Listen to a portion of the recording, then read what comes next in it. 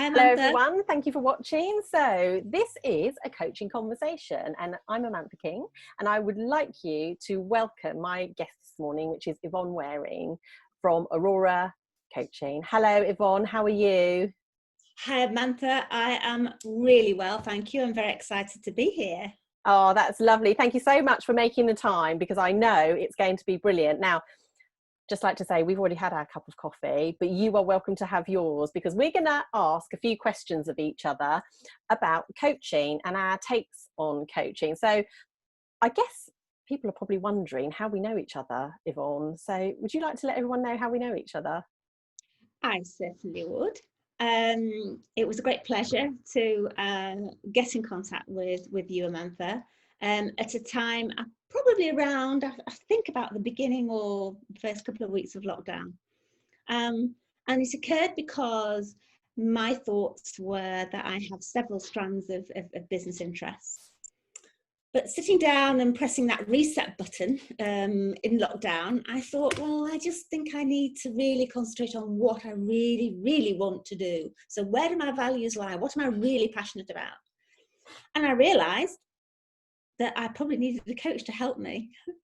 So looked for somebody who could, looked on LinkedIn for somebody who perhaps could help me with that. And there you appeared.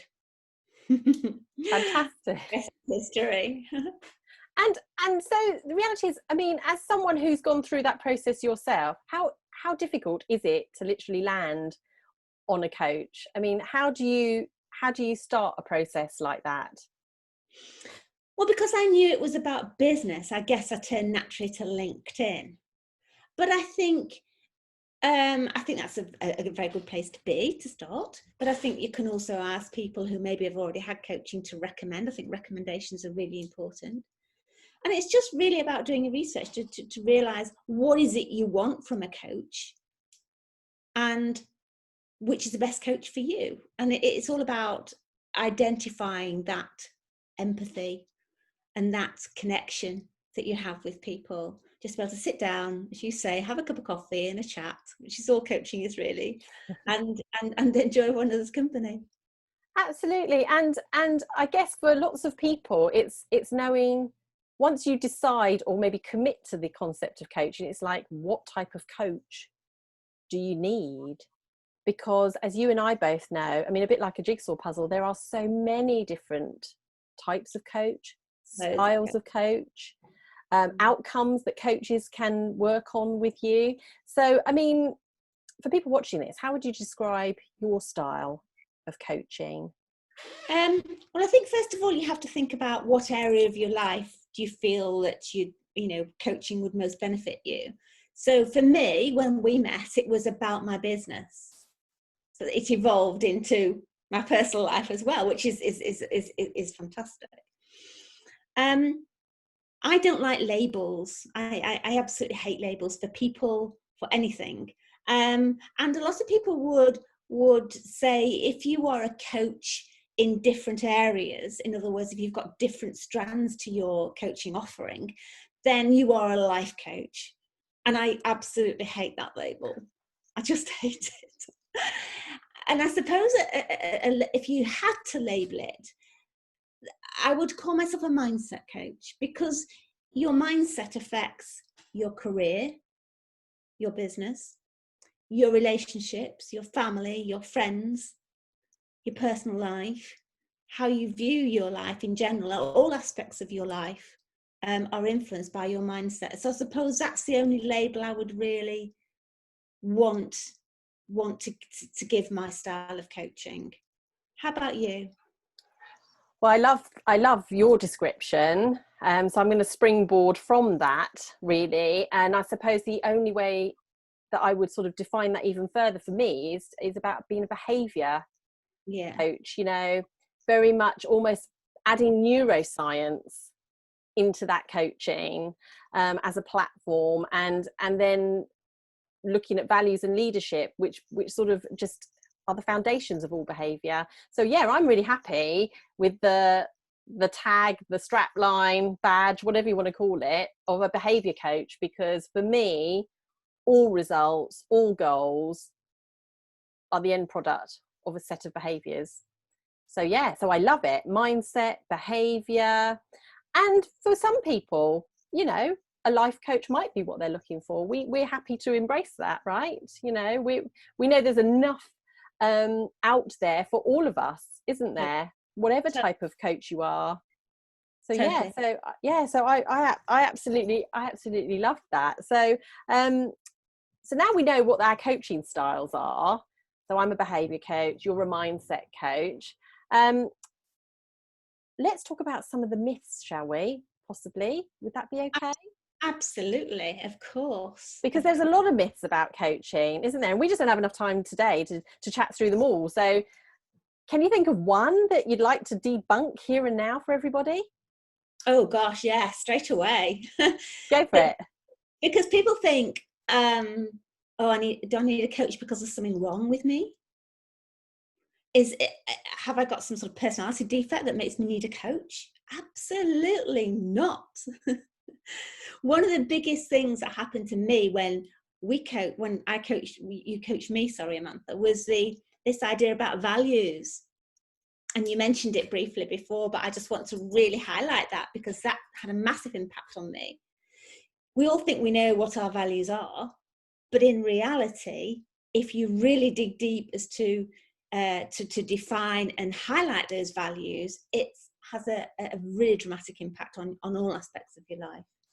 So thank you for that. Oh, that's a pleasure. It has had a real impact on me, both in my personal life and in my work life. So that's the first one. But there's certainly nothing was wrong with me. I just perhaps needed some help in clarifying my thoughts, I guess. Absolutely. And I'm sure you'll be okay with me saying this because you are a serial entrepreneur, Yvonne. Well, I know you don't see yourself like that and you just probably cringe a little bit, but you are. And coaching, I'd like to come back to what you said. It's not about, you know, people don't come to coaching because they're broken. no. They come to coaching because they're ready to stretch themselves, to press the reset button. I love that phrase and that principle. And it's about focus. And I think for you, that aspect of coaching just gave you the focus of, right, where do I really want to put my energy, my passion, you know, what resonates with me that I don't need to feel like it's work every day, that, you know, you absolutely love it and enjoy it, and you are an amazing coach, you know. So it's that, isn't it? Coaching is a positive generative experience, and I'm sure you say to people, you know, we don't work with people because they're broken. It's quite the opposite.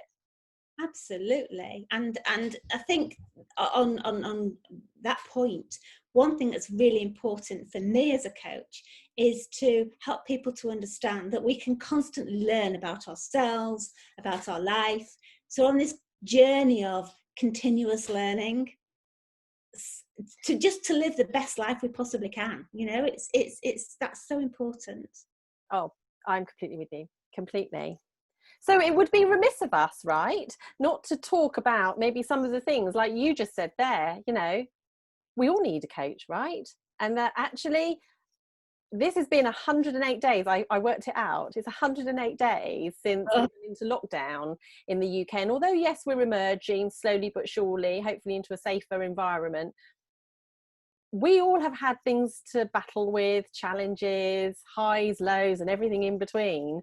So is there anything you can share that helps people to understand that you and I have those mindset challenges, that we have to pull ourselves up and out and carry on and find new ways of doing things, press the reset button when we need to? Is there anything that you could share with us that in this 108 days that would just be helpful to people?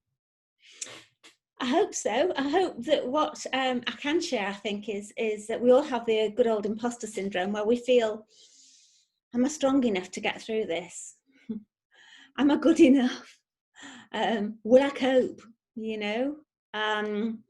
And we all have challenges. We all have days where we feel a bit flat, or just want to curl up and do nothing, or just watch Netflix all day, and especially if it's raining and it's miserable. I mean, the weather helped, let's be honest. Yeah. But also, you know, it's just okay to have days like that. It's okay to feel like that. We all feel like that. But to also look into yourself for your own strength, because you do have it, and also to reach out when you need to. I know you've reached out to people during this time. You told me about it, and I reached out to you. We've reached out to each other. It's so good to do that. So good to do that. Oh, it so is. And I would agree with that. So again, you know, I've had things go wrong, things not happen, concerns about how, you know, the duration of this lockdown is going to affect my business. I had a whole load of stuff planned, like you, I guess, in the last three months, and that just fell away overnight. But it is that whole thing of, you know, what doesn't kill you does make you stronger. And actually, I like you, draw on my values, on my first principles about who I am uniquely. And so I was able to ask for help. You know, we were laughing before we recorded this, weren't we? I mean, for the viewers out there, we talk about all sorts of stuff, usually makeup, usually remedies and stuff. We've just traded a couple of top beauty tips, haven't we? Yeah. But actually reaching out to wonderful people because your values resonate through on platforms like LinkedIn, Instagram, Twitter, YouTube, wherever, or even just face to face. And so I would say when I've wobbled about a few things, and technology was definitely one of them, the amount of super people that have stepped forward to help me is just brilliant. You know, and I aspire to the dream that one day I will meet them in person, to sit and have a coffee somewhere, an all-dayer probably, just to soak up that person real time. So, and I hope we get to do that, definitely. But this is a great substitute, isn't it? So I would say for me that the difficulty has been that technology thing, but like you say, digging deep, and maybe not so deep actually, but just going inside of yourself, knowing that you have all that you need to get through anything really, and cracking on with it. Yeah. So interestingly, Amantha, what has changed for you really during lockdown? How are things different for you now? I have a better quality of life, Yvonne. You know, again, travel vast distances in the car, which I love. You know, I love being in my car, but actually environmentally, it's been lovely to be at home, to balance my day in a way that means I can give quality to every single coaching conversation, to do more of the planning actually. You know, that sometimes you struggle to fit in, and yet it's so necessary when we think about those quadrants of managing your time. It is an important aspect of business to think about where your future is. So I would say I've had more time to do that. How about you? I think because I've done a lot of remote work, it's not been that much different. I think the difference in terms of how I work, how I operate, because I'm a big fan of remote working, a massive fan. What's interesting though is what is for you, and what interests me about your business is that most of your business has been face-to-face prior to lockdown. So what's the difference between those face-to-face sessions that you used to have and working remotely? That's a really good question. Apart from literally physically embracing people, Which you can't do more anyway. Which I can't do, and I always had to be a bit careful of anyway, because not everyone is up for that. I would say it's just what has changed. Actually, it's made it even more beneficial in this format. I use a lot of eye patterns, which you know about, but yes. For people watching this in NLP, we watch eye patterns to see how people are thinking, how they're processing information, where their emotions are, what they're tuning into. And honestly, when you have someone right in front of you and all you can see is the pupils, it's effortless. So maybe I might have been a bit concerned about the personal touch, if that makes sense, coming through on this format. I don't think I worry about that actually, because it's just amplified and extenuated in terms of the coaching that I do. What do you feel? Obviously, remote working has been a big part of your life. Yeah, I think it's a massive advantage because I think it overcomes any geographical issues. You haven't got to spend time traveling, waste time traveling, if you call it that. Time is very valuable, isn't it, to us all? So to be able to show up and have a coaching session and then next minute be taking the dog a walk is all about work-life balance for me, which is wonderful. I think the only thing I would say, the difference between meeting people face to face and working remotely is the energy levels. I don't know how you find that, but if you have 2 or 3 meetings a day online, sometimes you can feel really quite, I mean, you feel tired after a long drive, don't you? So what's the difference really? I don't know.